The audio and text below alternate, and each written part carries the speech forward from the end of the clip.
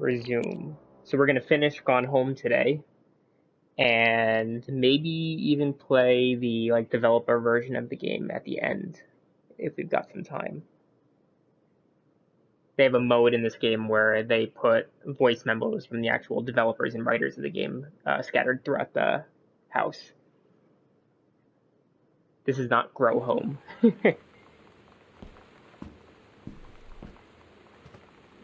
Alright, so where we left off last time was that Sam and Lonnie have started dating, but it's still a secret from their parents. Got a postcard. Hi, Sam. I'm writing to you from, I have no idea how to say that, Multnomah Falls, and I'm here on a class trip, which is stupid because it's March and I don't know if anyone's running the school. Has been to Oregon, but it's cold and rainy as shit in March. Wish you were here. Oh wait, you are here because I'm writing this to you in the gift shop. Oh shit, here you come. L. That's cute. They tell you to stick with the group on field trips, Katie. There's a reason for that. Lonnie and I snuck off on the side paths at Multnomah Falls and got a little lost. Okay, a lot lost. Like, for hours. Right before the bus left, we found a trail and came running down the path, soaked and covered in mud, shouting for the bus not to leave. The school called home. Mom and Dad said, "You didn't get into trouble like this before you met that Lonnie girl." But I don't think they know about us. The kids at school, though, I'm really afraid that's a whole other story. Stick with the group, Katie. Stick with the group. So her parents are kind of distrusting of Lonnie as a new friend. What do we got here? Costumes, skeletons.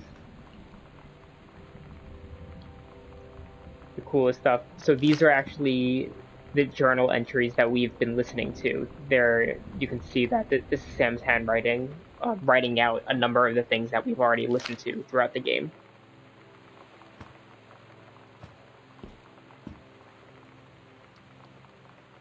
Woman Outlaws.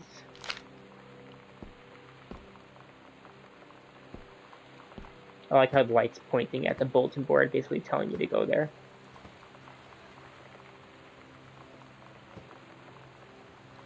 Had enough.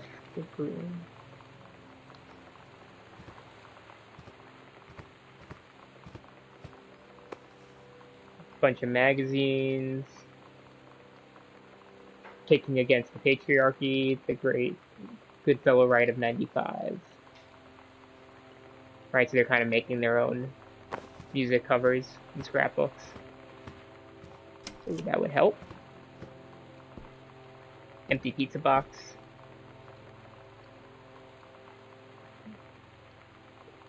I can read it this way. So, dear Miss Greenbrier, I appreciate the time and effort you put into writing your letter. It showed initiative as well as was well written, but it does not change my mind on this matter. While I understand that Ms. DeSoto is a friend of yours, the fact of the matter is that she defaced school property with profanity. In fact, that the fact that she allegedly defaced her own locker in retaliation for another student doing the same to yours is immaterial. As to your complaint that no other student has been punished for their part in the incident, the fact is that no guilty party has come forward and there has been no convincing evidence as to who might have defaced your locker. In other words, there is no one to punish. I would suggest letting this issue drop, as it will only bring more unwanted attention on yourself, which I believe is what you claim began this whole incident in the first place, right? So I like these letters scattered throughout the house, especially since I would have my students read them. Lonnie sometimes. Like, her band, and our zine, and her hair, and everything are all anti-authority. But I watch her in JROTC, and she's doing drills in perfect formation, following orders, no question. And there's all this stuff in the news about don't ask, don't tell. Like, she's going to join the army and then have to lie about who she is. She said they don't need to know what they don't need to know. Like it was no big deal. This from the girl who trashed her locker to, like, defend my honor. I've learned when to stop arguing, though. I don't think Lonnie even gets Lonnie sometimes. So that just brought us back upstairs, but so that part of the story, first let's look what we got here. Got a combination, okay. That part of the story is really important because it goes into Lonnie. You get to know Lonnie more as a person, and how she's constantly going against authority. She's a rebel, but then she's also joining the military and basically does what everyone tells her to do there, even though in school she kind of goes against the authority of her teachers and her parents at home. Especially since, as they mentioned in the memo there, this is during Don't Ask, Don't Tell, where someone who is a part of the LGBT community were not allowed to say so, otherwise they would be evicted from the military. So Lonnie would be actively lying about who she is. Spanish book. And that led to a very fruitful conversation in my class about being honest about yourself.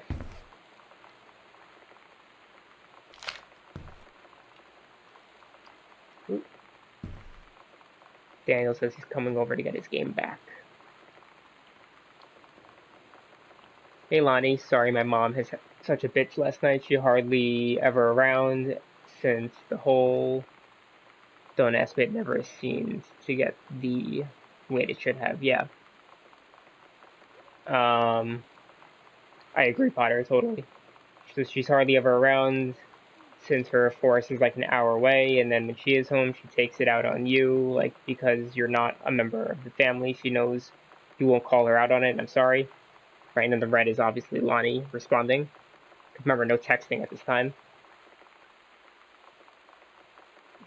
Yeah, Megan, I totally agree, and especially since like the whole aspect of like both of their sexual identities comes up very naturally in the game, that allows that to also happen in the classroom, where the students are able to make this connection with both of the characters before knowing about their sexuality. That way, they can kind of reconcile it along with Katie, who you are in the game, the sister, right? You're learning it alongside her.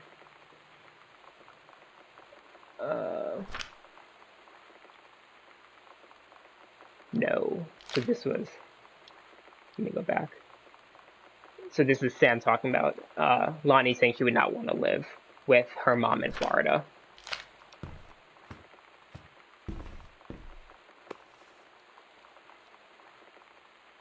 Earth, Wind, and Fire. The only reason I know Earth, Wind, and Fire is because it was played at every single bar and bat mitzvah I ever went to when I was in middle school.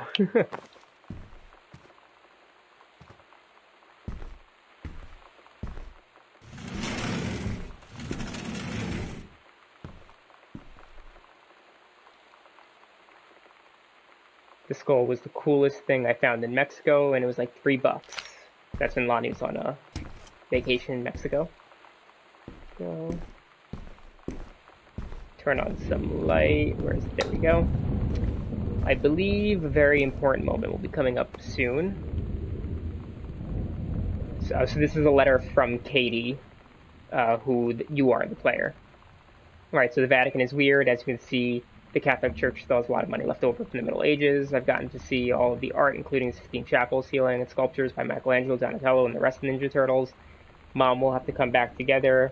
I would love to be here with someone who really appreciates the history behind everything. Also, Sam, they have various relics, as in pieces of important dead people, so you should come too. Next stop, Barcelona. Calm down, Dad. I won't get gored by a bull. Probably. Love, Katie. Right, so again, stuff like this, all these notes, I would have students read out loud. I saw a bunch of these before earlier. Disciplinary referral. Distributing inappropriate materials on school grounds.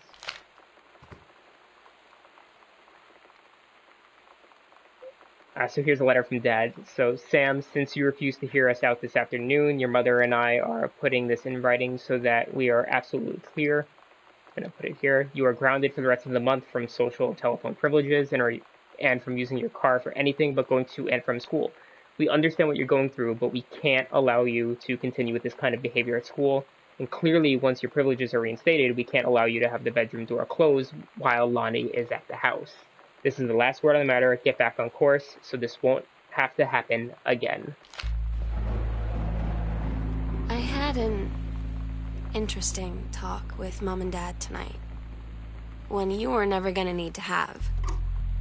I mean, you've known, right? I've known. I've known since, like, She-Ra. Mom and Dad didn't, I guess. But they saw the zine and the stuff on the locker, and they were like, is there something we should know about you and Lonnie? And so here's the thing. I was prepared for them to be mad, or disappointed, or start crying, or something. But they were just in denial. You're too young to know what you want. You and Lonnie are just good friends. You just haven't met the right boy. It's a phase.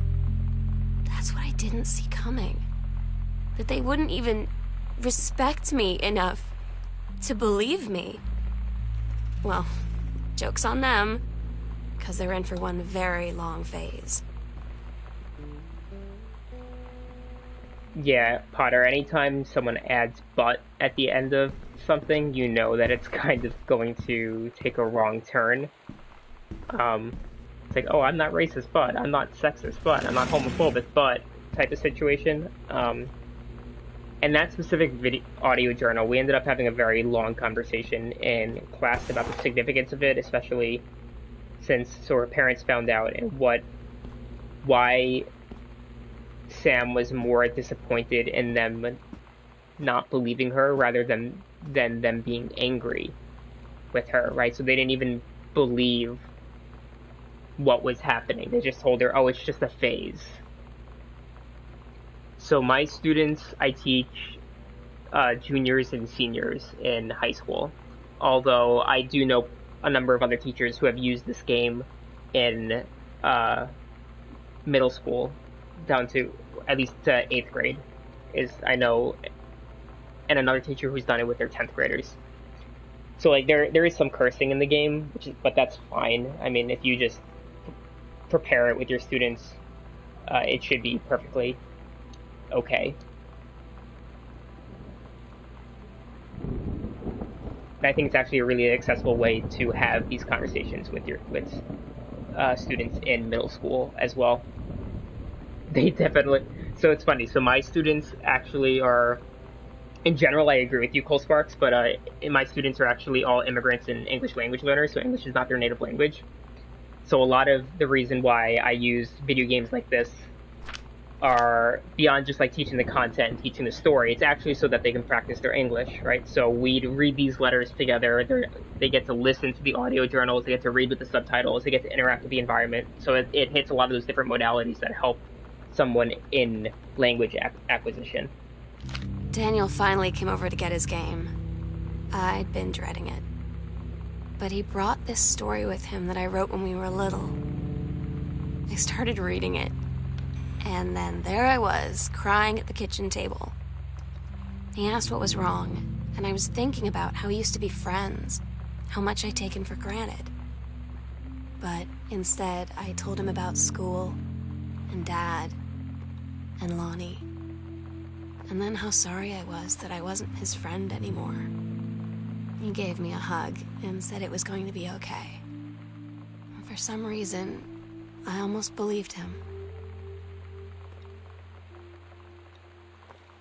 So again, so that journal entry, while less significant in terms of the overall plot, was actually really touching for a lot of my students because Daniel is a friend of Sam's back where she came from, right? She's from out of state and moved to a new home. And she kind of lost touch with Daniel. And I do believe you can rearrange the cans. Ooh, it fell off. So yeah, you can kind of do whatever you want with the cans or the cereal. My students really like taking stuff and just throwing them all over the house, right? Since they have to stay clean at home, they just like kind of messing with things. But yeah, so since a lot of my students moved here from another country, right, they've gone through similar circumstances of losing touch with friends that they have back home. Right, so it's always nice to be able to right, make connections between their own lives with what's going on in the classroom.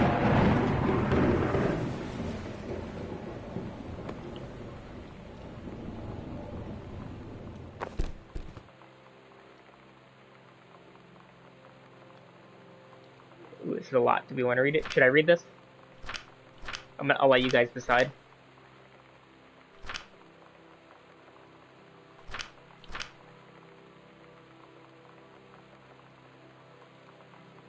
We don't need to read the whole thing. It's more... Yes? Okay, cool, Sparks. We'll read it. Alright. So first, let me say that I hope this missive finds you well. Hell, it feels like a goddamn miracle that it finds you at all. Do you know how long we've been trying to track you down? Worry not. We aren't the feds, the men in black, or any other sort of creeping fascist hobgoblins. In fact, we're on your side. Let me start from the beginning. Unknown Dimension is what you might call a specialist publishing house. We traffic in the weird, the ahead of its time, the lost but not forgotten, by a small but dedicated group of plugged-in bibliophiles, type of out-there mass-market shunning visionary expressions that refuses to be taken on anything but its own terms. We've had an unparalleled run since our inception 4 years ago, unearthing and reviving Christ or zombie-like timeless works such as N.N. Beastman's Message of the Snake Men, It's Inside Me by Jens Keller and Emil Krieger, Offspand, Venusian, Flesh Traders. But ever since we discovered tattered copies of your accidental series at the Church Rummage Sale in Long Branch, New Jersey, we've been trying to track down the author of this weird and dark American outsider art.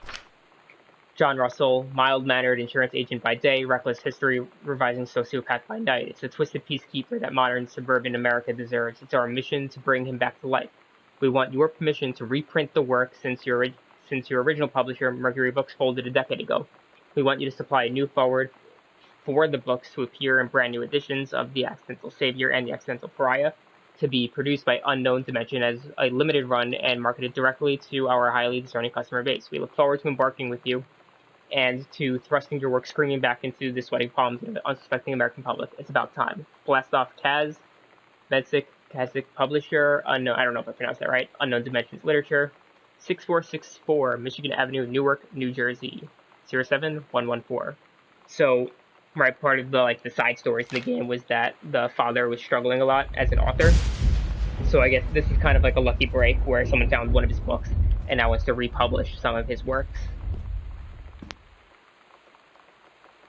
Sam, your mother and I will be away for a long weekend celebrating our anniversary, June 3rd to 7th. We will be camping in the gorge, but we will give you a call on the way home. Sorry, the kitchen is still mid-renovation. Never trust a contractor. $40 on the table to order pizza while we're gone. Be good, Dad.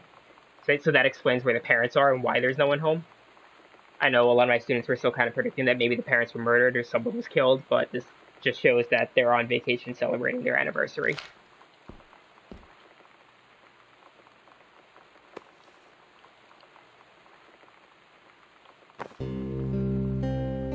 I asked Lonnie what she had to do to get ready to ship out for basic training. She said, not a lot, really.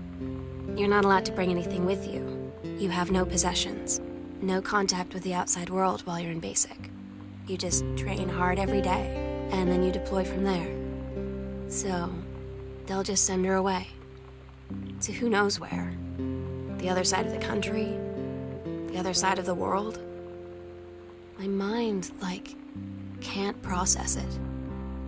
She's really going to be gone. Just gone. Right, so Lonnie's heading out soon to basic training. Lonnie, my parents are leaving town, so we'll have the whole house till you leave. Imagine actually spending the night in my room instead of sneaking to our usual spot in the attic. Not that the attic doesn't have its musty allure, but my bedroom is warmer. Sam, we should defile your parents' bed while they're gone. That'll show them. Lonnie, you're gross. Never change. Sam. I'm wondering... Ooh, I forgot you can crouch. Where do I go next? I don't remember 100%. It's okay, we can do some exploring.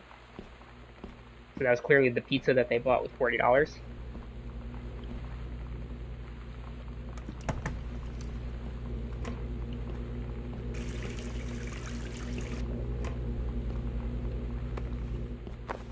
It mimics some of my students' actions, where I just make a mess.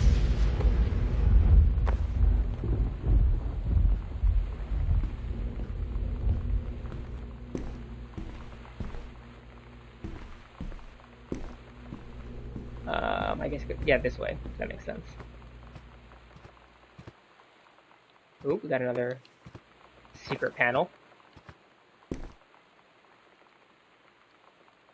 Booted Out Girls. Right, so that's their concert. $3 ticket. Lonnie had her going away show with her band tonight. She's so incredible on stage. When she was singing, I could practically forget everything. That we only had 48 hours left. That I don't know what comes next. That I can't live without her. Then she dedicated the last song to me. And I couldn't take it. I was out on the curb in the alley, sobbing till my ribs hurt. I would follow her anywhere, Katie. But I can't. Where she's going. After a long time, she found me. She said she was sorry. She said, I wish things could be different. I just wanted to make you happy. I said, I don't think you can anymore.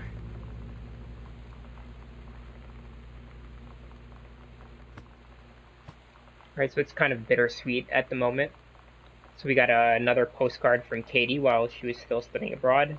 Hi, Mom, Dad, and Sam. I have had a wonderful time on the beaches of Barcelona. Dad and Sam, I think you would like the Gaudi architecture. It's from the Strange Alien World.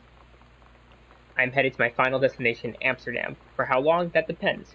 I'm running low on money. I will look for a cheap standby ticket and call you when I'm headed home. Sorry for the short notice. Can't wait to see you all again. It'll be good to be back home. Love, Katie. So she didn't get gored by the bull. She did not get gored by the bull. She has survived, luckily. As you can tell by me walking through. Look at that! Look how it landed. That's cool. I like game physics.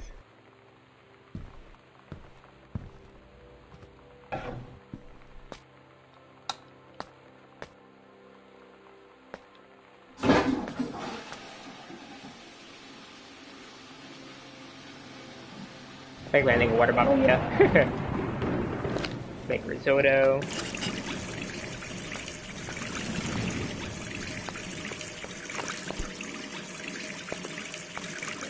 I think this is just to make a mess.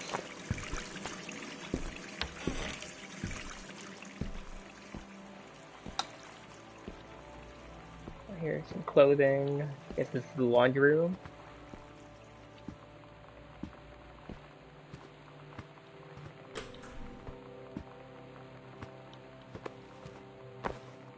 Copy what my students did. Read notes. So, Sam, I wish I knew how to explain it better. The army is this thing I grew up with. It's a part of me. My dad's army friends are like family. I've known it. I've always known it was where I'd end up. I'd never thought of it any other way. I wish things could be different. Maybe someday when I'm settled at a base and you're done with college and you're a famous writer and I can rebuild a tank engine with my eyes closed, things will be different and we can be together. Until then, L. Alright, so then this was a good moment to have a short conversation with my students about like army and military culture in the United States and how in many places like being a part of the military is such like an integral part of people's families, and it's just expected for people to join the military. Because it's very shocking for a lot of my students to actually hear that, and a lot of them struggle to relate with how ingrained the military is in parts of United States culture, part of American culture. It is sad, but not always. There are definitely happy moments in the game.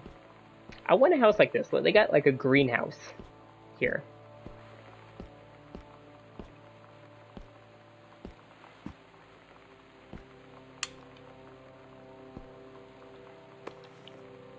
here. The Accidental Prior, right? So this is the book that the dad was able to get republished from that letter we read.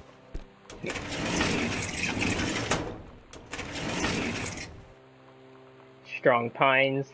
This is where you can see June 3rd to 7th booked, right? So this is where they went on vacation. I like how they sprinkle all these, like, not Easter eggs, but, like, things that reinforce what's happening in the story. Like, this is all optional. We didn't need to read the note that talked about the parents going on vacation. We didn't need to pick up this thing. But there's a ton of detail that went into actually developing the whole game with stuff like this.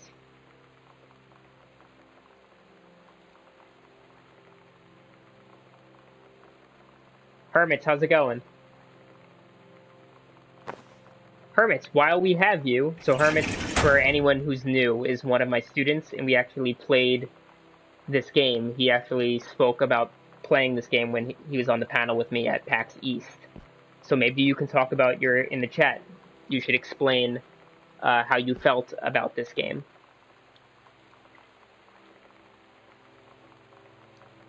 Hey, Kaz. I can't tell you what a joy it is to see John Russell back in print. Thank you very much for seeing along copies of the new editions. The cover art is really something. I know you've said that Unknown Dimensions isn't in the business of printing new material, but this revived interest in my work has brought on a wave of inspiration, resulting in a manuscript that completes John Russell's journey, which I think you may find intriguing. It is reflective and introspective without forgetting the excitement and weirdness that Unknown Dimension readers expect. I hope this might be an exciting new direction for Unknown Dimensions to pursue. At the very least, I'm grateful that John Russell's adventures didn't come to an end quite when I thought they had. My thanks and regards, Terrence L. Greenbrier. Right, so he has accepted to continue publishing books. So the father's success has kind of turned around. In terms of Coalspark, so it is potentially therapy, but, a therapy session can still be kind of a vacation. Right? Couples counseling retreat. And they're going for their anniversary, so it's still a nice 4 days in the woods.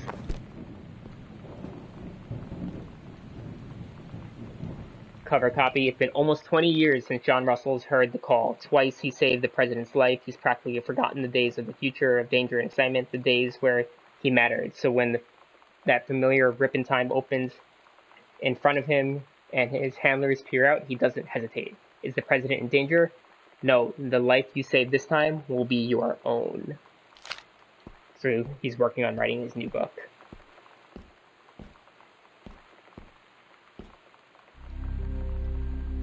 Oh, we got a new map. Yeah, I like the spooky music that gets brought in. So there's where we'll do it. Under the stairs is a secret door. Midnight, June 5th. Final preparations are complete. We agreed our last night together would be our happiest ever. And we'd forget tomorrow was going to come at all. It worked for a while. We had a good time seeing Oscar off. Then ran up to the attic to look through our photos. To find one for Lonnie to take with her. And looking at them, I realized they were all in the past. And there wouldn't be any more. And I didn't know what I was going to do. And I cried. And she held me. She said she knew it was hard, but life would move on. I said I didn't want my life to keep moving without her. That's when she cried too. I was so exhausted. I must have fallen asleep like that, in her arms. In the morning, I woke up, and I was finally alone.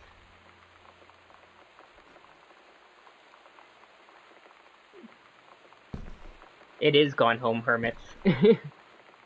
That's why you recognize it.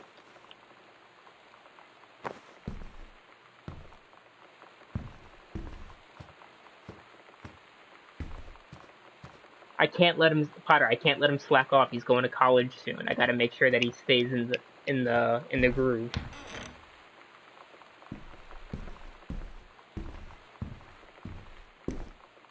So I think map, right? So there should be a secret door right here. So this is the thing I mentioned back last week.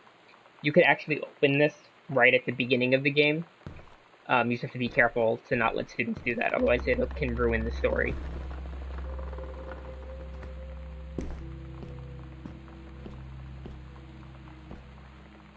And of course, my students see this little satanic circle. They all freak out. Possession and exorcism.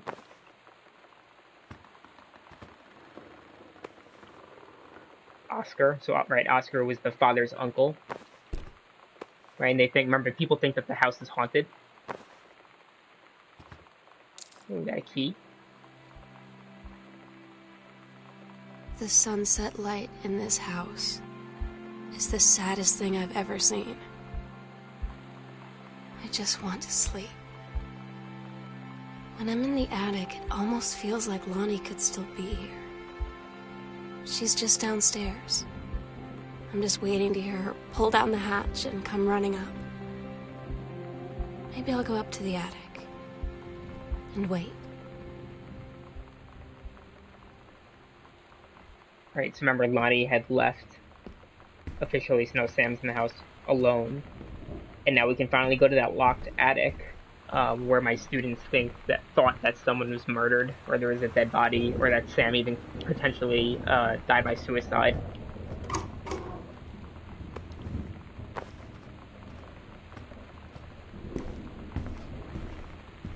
We're actually getting towards the end of the game, in which case we can hop into the developer's version of it and listen to what some of the developers had to say about the game.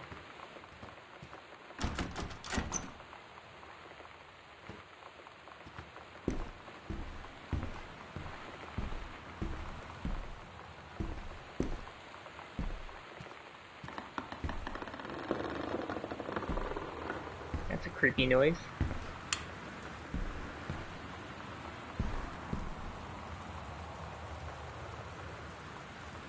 So this is the locket that they, not locket, like the two-part necklace that they had bought. So Sam, I'll always remember what we had. Stay strong, kick ass. I love you, Lonnie. Oh my god.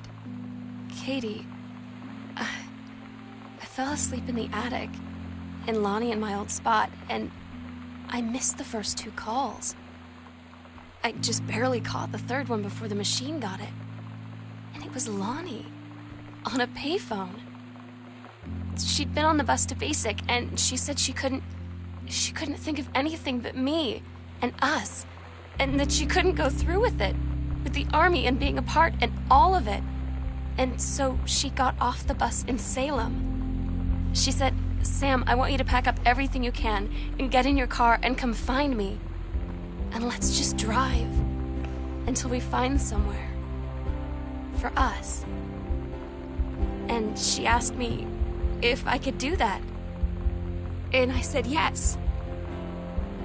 Yes.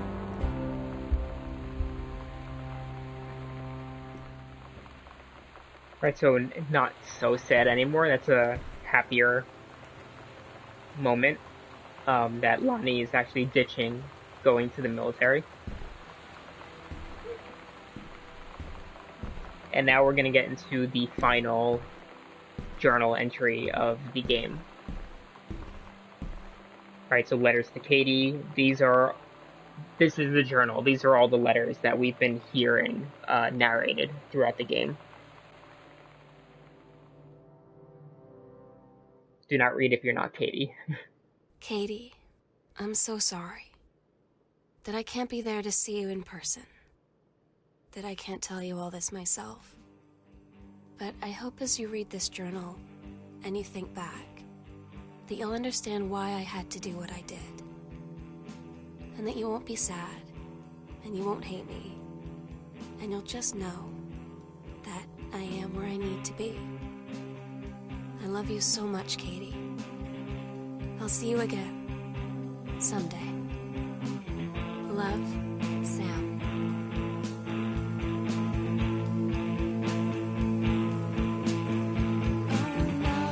Alright, and so that's the game. That's the story. What do you guys... Alright, and the second this happened, my class would go into a whole conversation about if they made the correct choice. So what do you guys think? I would ask them, like, was it a good choice for them to run away together? And see where the conversation would go. What in the chat, tell me, do you agree? Was it smart for Sam and Lonnie to run away?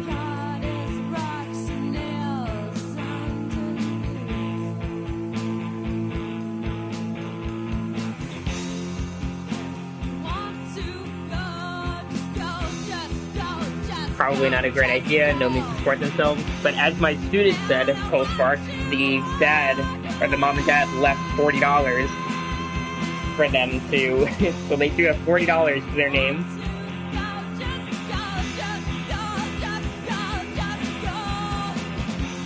And they do have the car. So my students were actually fairly split.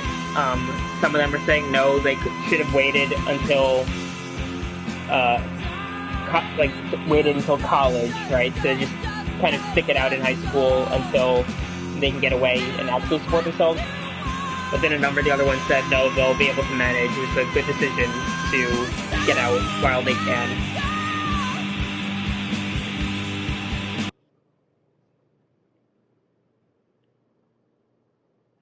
So now I want to hop back in. Yeah, start a new game. And they have this cool feature here called Enable Commentary. So icons appear throughout the house, allowing you to hear commentary from the game's developers and contributors. So I want to enable this. And we're not going to play through the entire game again, but I figure we can get a little bit of looking at kind of like the thought process of the developers, since one of the things we try to teach in school is author's purpose, to like go into why a text was created or written, so they can kind of get some insight into why the developers wanted to make Gone Home. Hi, Mom. So I got my ticket home from Europe. I get back on June 6th, but it's a really late flight because that was the cheapest, so it gets in at midnight. But don't worry, I'll get a shuttle from the airport so you don't have to pick me up. Like, really, seriously, you don't have to. Okay, so, love you. See you soon. Bye.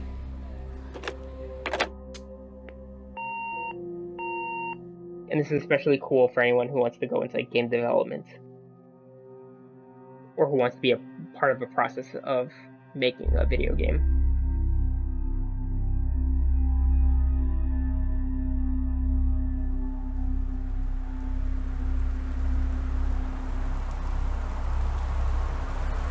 Right, so you can see there's this floating icon, and there'll be more of those around the house.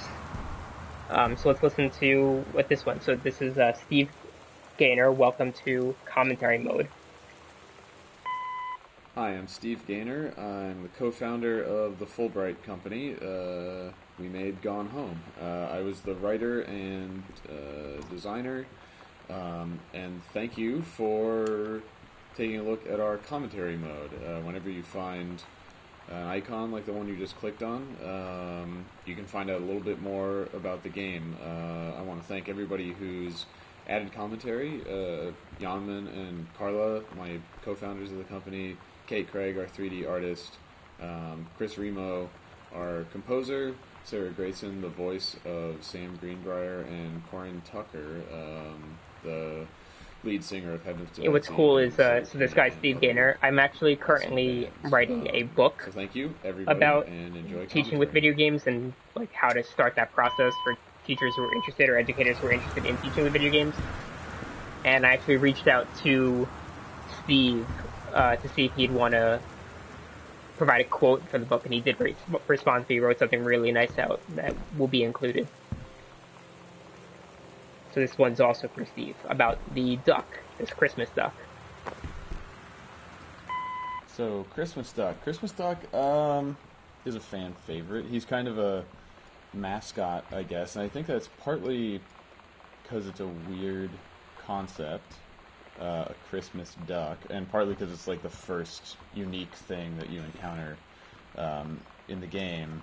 It's kind of personified. He's like a little character. But the thing is, Christmas Duck was not planned.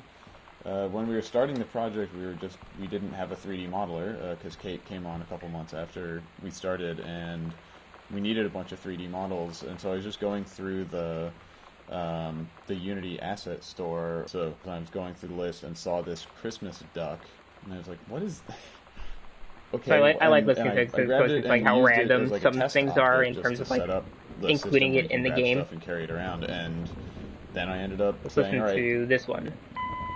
Hello, my name is Kate Craig, and I was creating a lot of the environment assets for the game. Not all of them, some of them I had help with.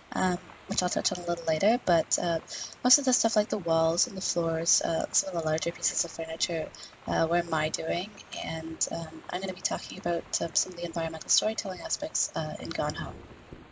I feel like I would be remiss if I didn't mention the work that my wife Emily Carroll did on the project. She did the house title image that we've used for our wallpapers and for the start screen of the game.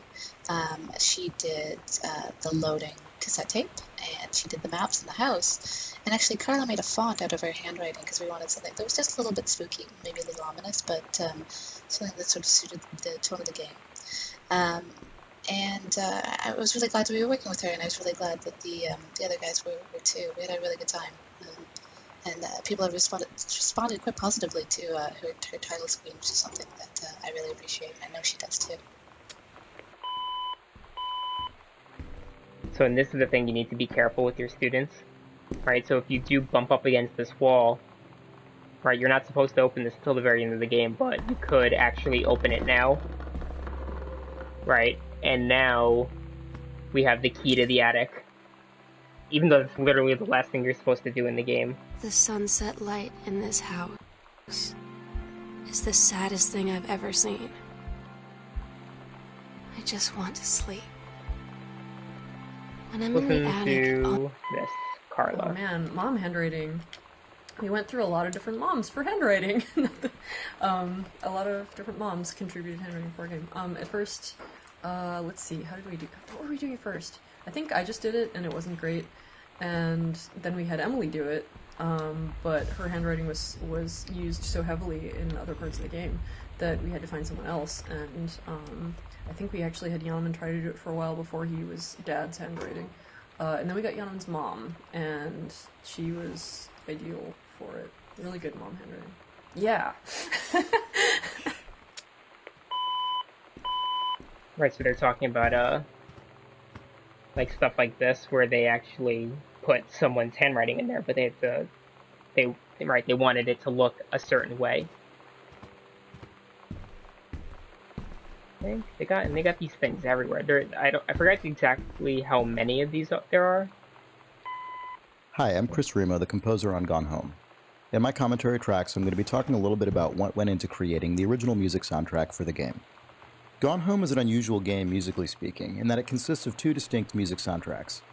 The one of those probably more frequently commented on is the collection of licensed Riot Grrrl songs that the player finds in Sam's cassette tapes strewn around the house.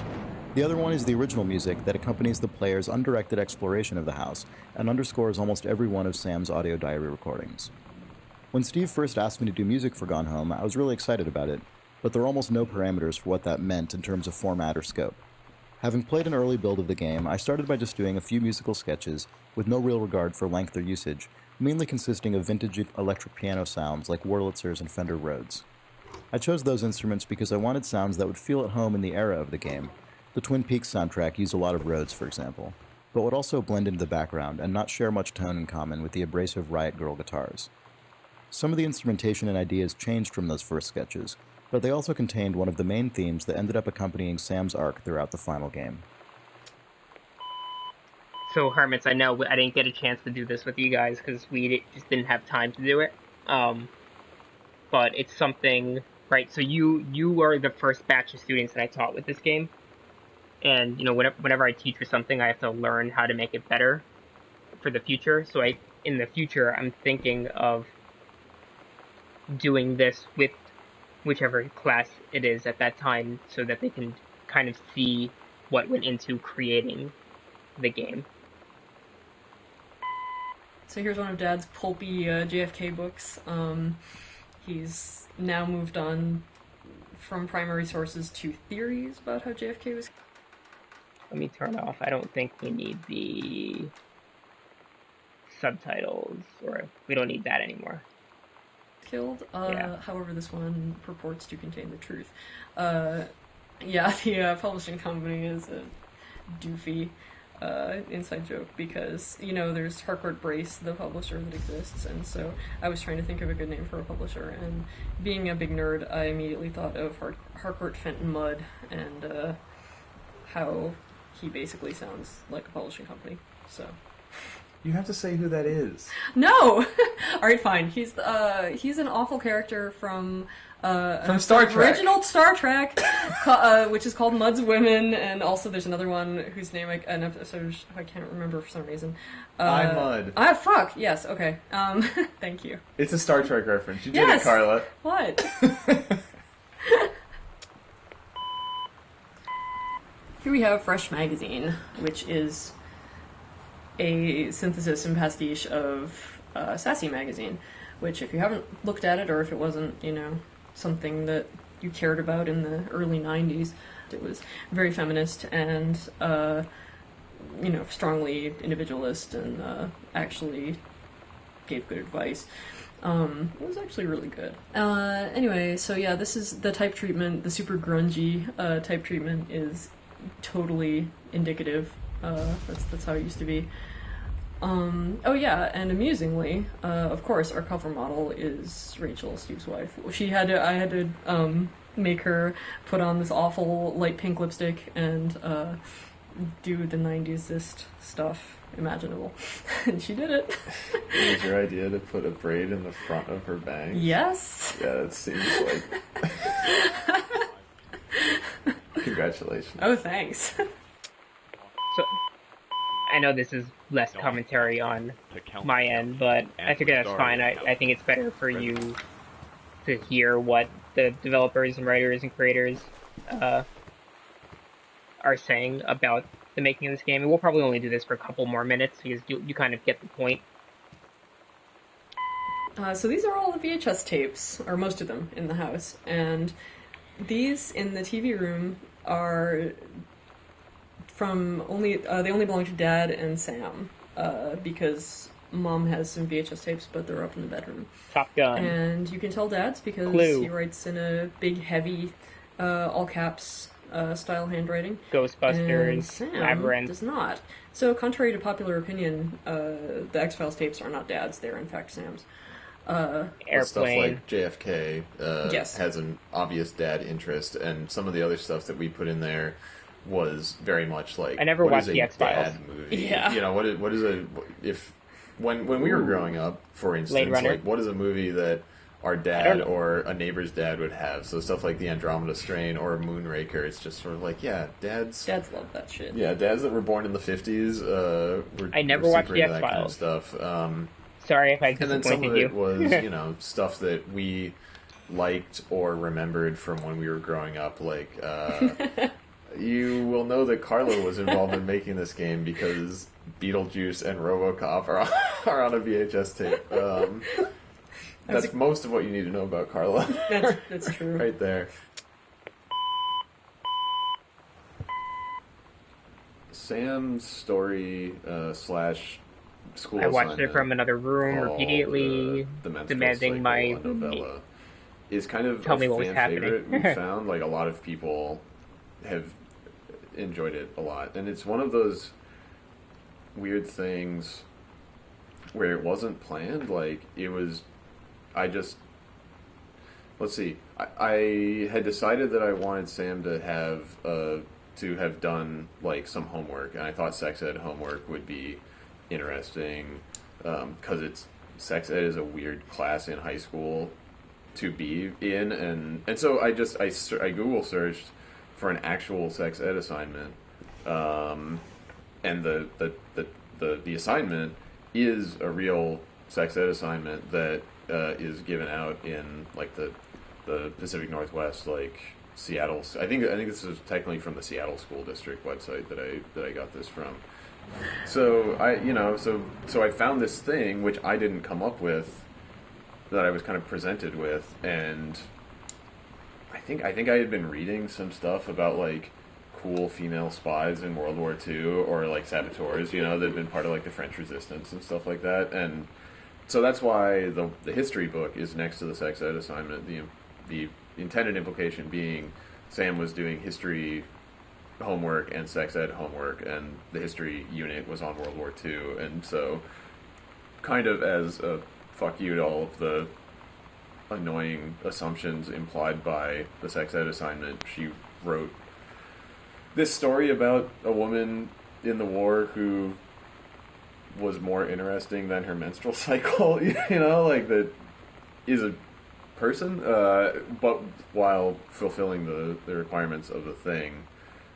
And yeah, it ended up being this really kind of strange juxtaposition of concepts that ended up saying a lot about Sam, I think. I do like how the homework assignments were done in this game a lot. I kind of wish my own students would be more creative when they complete their work.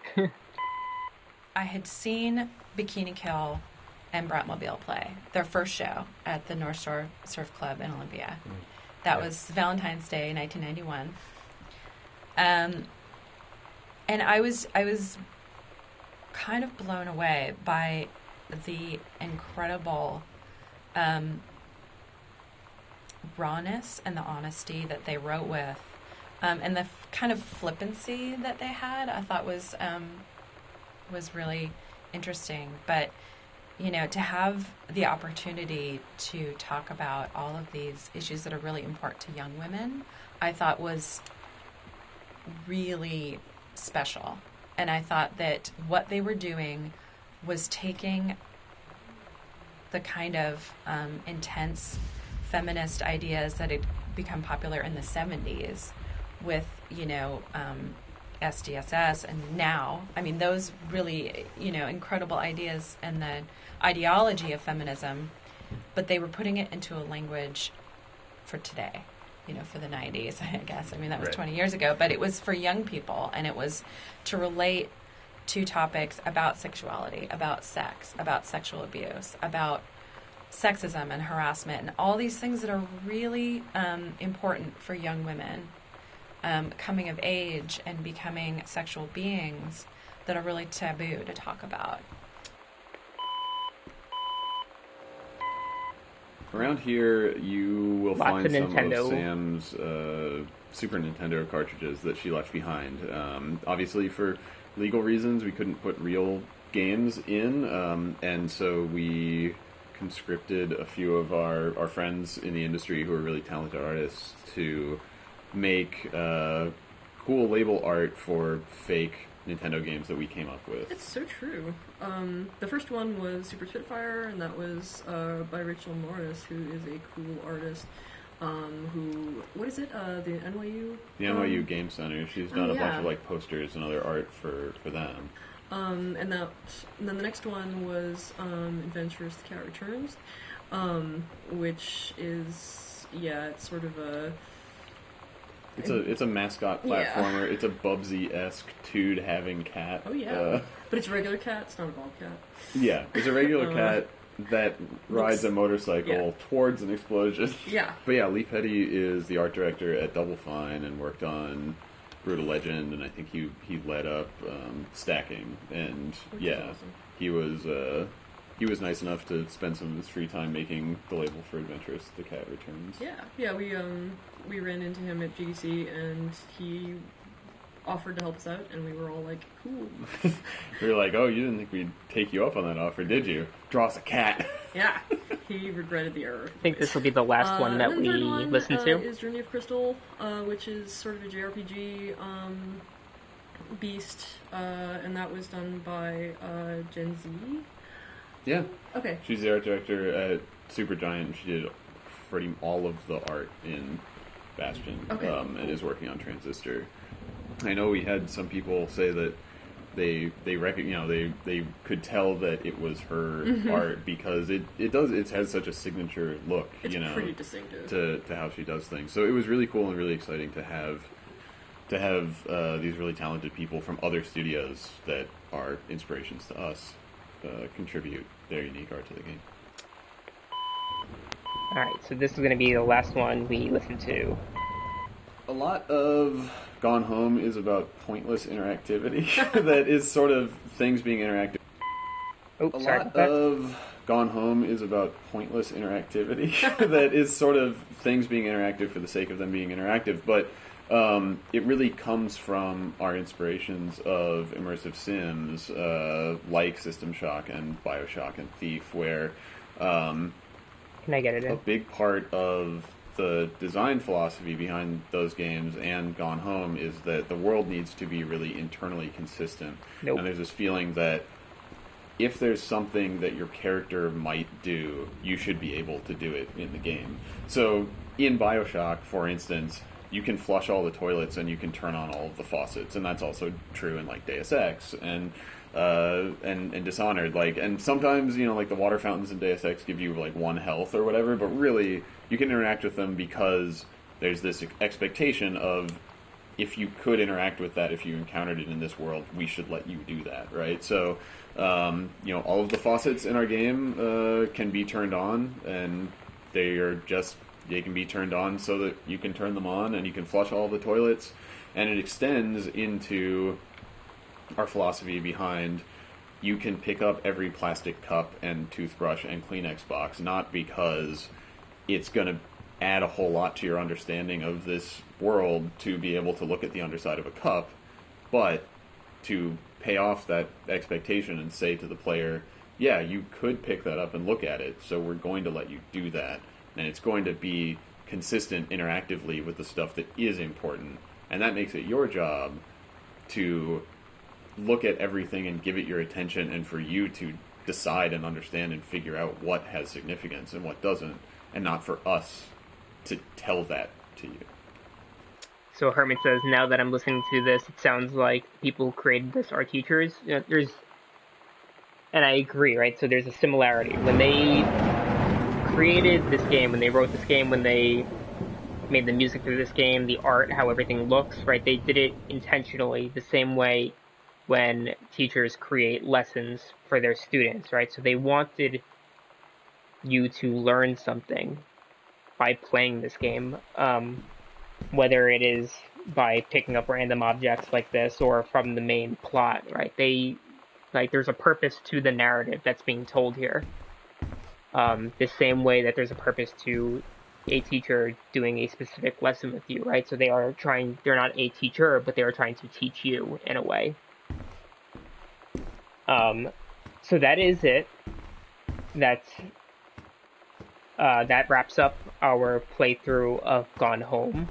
I hope you all enjoyed it. If there are any teachers watching this now or watching this in the future, I do hope you consider teaching with this game at some point, because I think it can be really beneficial for your students and for your practice, and for education in general. I think video games need to have a bigger place in schools. For those who are interested, so right, I'm going to be streaming again next week, same time, Wednesday at 7:30 p.m. Eastern Standard Time, but I don't know what game I'm streaming yet, because those of you who support on Patreon, those of you who support Geeks Like Us on Patreon will actually get to vote for the game that I'll play. I believe there are 4 options. It can be Life is Strange 2, it can be What Remains of Edith Finch, it can be Tacoma, or God of War. So it's up to you guys. Those of you who are supporters on Patreon, you can go ahead and vote for the one that you want to see me stream next week. And for the rest of you, there's also a Discord that you can hop into. I can throw the link for the Discord in the chat, unless someone else can do it for me.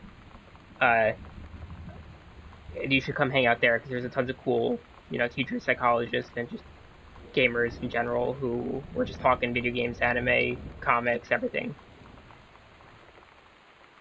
But yeah, thanks again. And I'll put in the link, and I will see you all next week.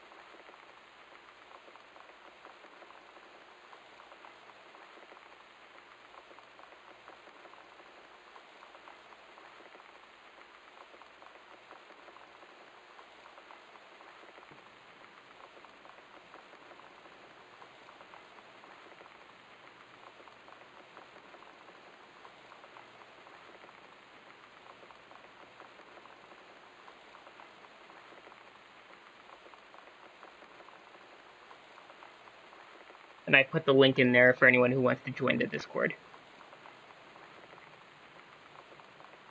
See you later, Hermits. Hopefully you have time to stop by next week.